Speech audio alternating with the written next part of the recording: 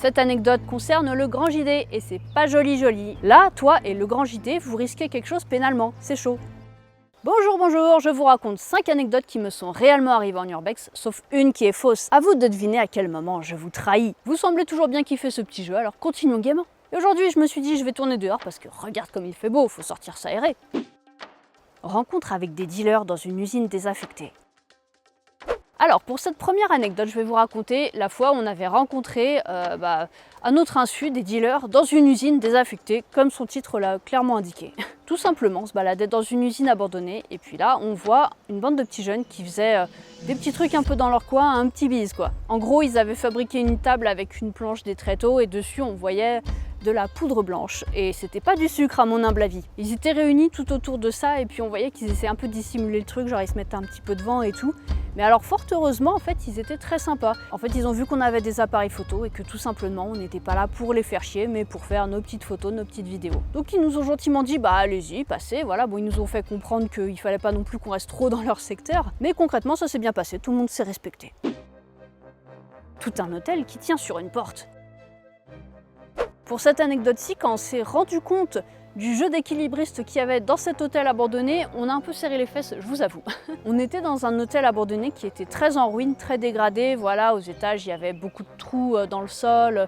Enfin, c'était vraiment un truc assez dangereux, sur le point de s'effondrer clairement, quoi. Et à ce moment-là, oh, une petite souris! Le moment important de l'anecdote, c'est le moment où on était au sous-sol, enfin en tout cas le rez-de-chaussée, bref, une partie basse de l'hôtel. Et on commence à se balader dans les couloirs et il y avait une porte qui entravait un peu le passage. Bon, une porte à moitié ouverte, moitié fermée, comme vous préférez, selon votre vision du monde. Et on avait quand même bien envie, naturellement, en fait, de l'ouvrir pour continuer de passer dans le couloir. Donc là, j'ai un de mes potes qui commence à un peu forcer la porte. Et en fait, on l'a vite stoppé parce qu'on s'est rendu compte que le plafond, qui était le plafond du sous-sol, tenait sur cette porte. Si la porte n'était pas entrouverte, enfin voilà, ça faisait vraiment, vous aviez la porte et vous aviez le plafond qui était dessus comme ça quoi. Donc si la porte était fermée, je vous laisse deviner ce qui allait se passer. Donc on a laissé la porte telle quelle gentiment et puis on s'est dit tiens on va sortir.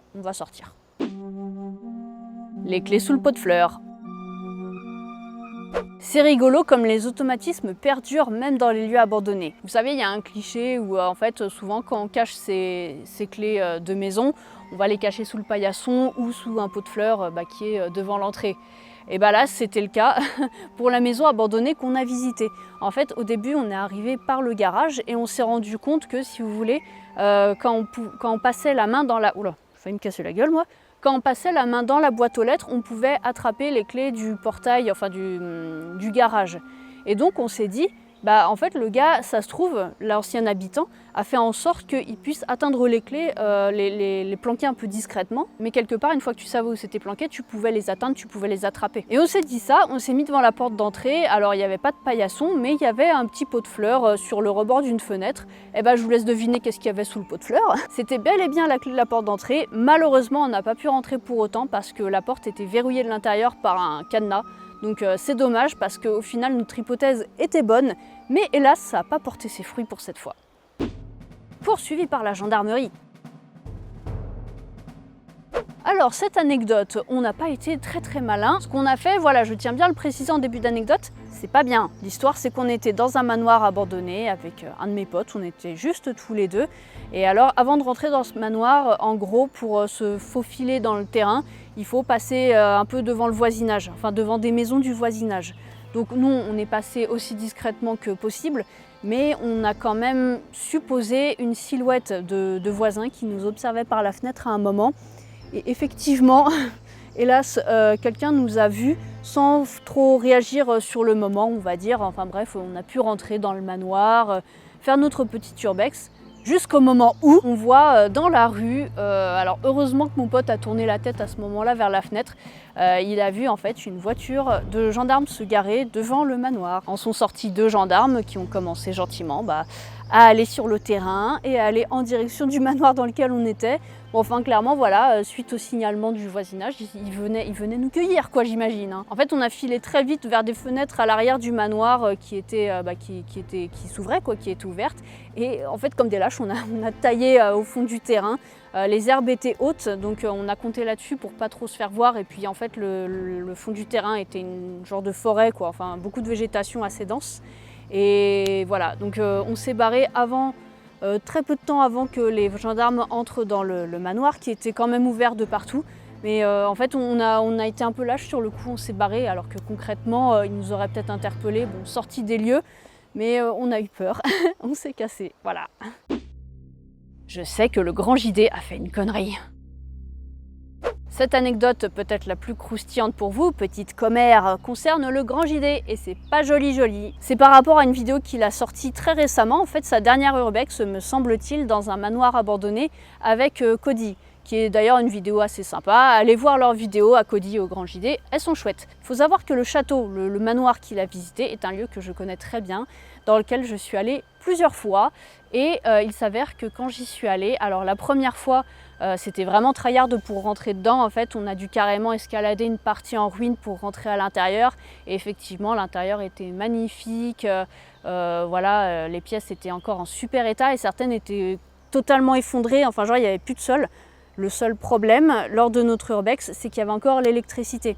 Il y avait encore la tonalité. Si c'était un manoir abandonné et qu'il y avait un héritage derrière, peut-être que les héritiers ont eu la flemme de couper les factures d'électricité et peut-être que le compte bancaire est bien alimenté, donc au final personne ne s'est rendu compte de rien. Et moi en fait ce jour où on avait fait notre première urbex de ce lieu, j'avais plus de batterie dans ma caméra, donc on s'était dit bon on va y retourner quand même parce que c'est un lieu magnifique, on va terminer nos images et on va voir ce qu'on en fait. Est-ce qu'on les met de côté? Est-ce qu'on les publie? On verra plus tard. Déjà, on fait nos images et puis voilà, si on a quelque chose à se reprocher, eh ben, on publie rien. Et la deuxième fois qu'on y allait, en fait, on s'est rendu compte que le courrier était relevé, qu'il y avait de la bouffe récente au frigo. Enfin, vous voyez, au niveau de la date de péremption, en fait, ça collait vraiment à... Enfin, en gros, ça avait été acheté quelques jours avant.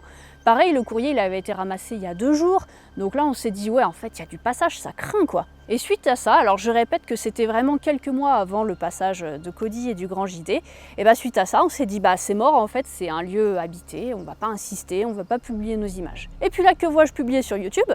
Donc très rapidement, en fait, j'ai informé Cody, je lui ai dit, écoute, tu sais, moi quand j'y suis allée, franchement, c'était vétuste, c'était en sale état, mais abandonné, je suis pas sûre, je pense vraiment qu'il y a du passage dans cette maison. Donc autant la traversée de propriété privée, c'est ok juridiquement, autant l'intrusion dans un domicile, là, ça rigole beaucoup moins. Alors je vous explique très rapidement la différence entre propriété privée et domicile parce que là, dans notre cas, c'est important. En fait, c'est ce qui détermine tout le risque juridique qu'il y a par rapport à cette histoire. La traversée de propriété privée est tolérée dans le code pénal. Enfin, on va dire qu'il n'y a aucune loi qui empêche la traversée de propriété privée. Et c'est sur ça qu'on joue en urbex, en fait, justement, ce flou juridique. Si vous voulez plus d'informations, n'hésitez pas d'ailleurs à me suivre sur TikTok parce que je suis assez spécialisée dans la juridiction relative à l'urbex. Donc j'ai une playlist à propos de ça. Voilà, si vous voulez en savoir plus, vous aurez les articles de loi précis. Autant le domicile, pour un individu, ça va être l'endroit d'assignation, on va dire. Donc ça va être l'endroit où il reçoit son courrier, là où, voilà, où est son adresse postale, où il est déclaré au niveau des factures. Et donc vous comprenez bien qu'un lieu où quelqu'un reçoit du courrier, où des factures sont payées, c'est un domicile. Donc suite à la publication de leur vidéo, j'en ai informé très rapidement Cody, je lui ai dit « Là, toi et le grand JD, vous risquez quelque chose pénalement, c'est chaud. » Là, juridiquement, en vrai, il risque gros, ça rigole pas. Lui me dit que quand il est venu dans le lieu, il n'y avait plus d'électricité, plus de tonalité, que d'ailleurs la porte d'entrée était grande ouverte, ils sont rentrés comme ça hyper facilement. Est-ce que le lieu a changé de statut et est devenu réellement abandonné en quelques mois? Moi, je lui ai dit « Écoute, tu es prévenu et en fait, je guette leur vidéo aux 2 zozos là pour voir s'il y aura des suites, s'ils vont se prendre une plainte ou pas. » Je précise pour les pencalettes qui veulent absolument voir du mal partout que évidemment je leur souhaite pas de se prendre une plainte. En fait le truc délicat pour eux c'est qu'ils ont posté leurs images du lieu et donc si proprio il y a encore, ça pourrait lui être préjudiciable. Et après si dans quelques mois je vois que c'est sans conséquence pour eux, pourquoi pas poster les miennes où vous aurez une autre vision du lieu. Mais voilà, je pense que c'est bien entre urbexeurs de se transmettre les infos touchy comme celle-ci. Et ben écoutez, voilà, j'ai raconté mes 5 petites anecdotes. À vous de me dire en commentaire laquelle vous pensez être être fausse. Et puis pour une fois, vous savez quoi, je vais pas vous donner la réponse ici, je vais plutôt vous la donner sur Instagram. Ou alors je vais peut-être vous suggérer la bonne réponse, voilà, discrètement, à vous d'interpréter les signes. Et puis sinon, si vous voulez une réponse concrète et claire et nette. Il y a quelqu'un ? Et si vous voulez une réponse claire, nette et concrète, écoutez, je vous ferai une story sur Instagram, alors peut-être pas ce soir, mais je pense demain soir, où je vous dirai concrètement quelle anecdote parmi toutes est fausse. Et si vous voulez me poser des questions à propos des différentes anecdotes, en savoir plus, n'hésitez pas. Et puis pareil, peut-être que je ferai des petites stories en réponse, voilà. J'espère que cette petite vidéo vous a plu. Si c'est le cas, n'hésitez pas à mettre un like, à vous abonner. Vous connaissez la petite chansonnette. Et moi maintenant, je vous souhaite une bien bonne journée et je vous dis à la prochaine. Salut!